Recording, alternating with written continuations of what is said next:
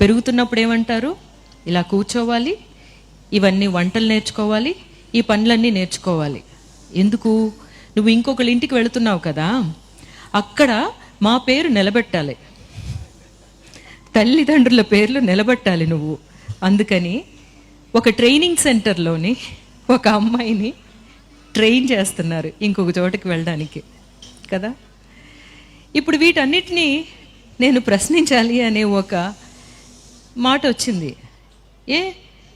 నేనే ఎందుకు ఈ పనులన్నీ చెయ్యాలి అని ఒక డౌట్ వచ్చింది. అబ్బాయిలు కూడా చెయ్యాలి కదా. కాదు అన్నారు.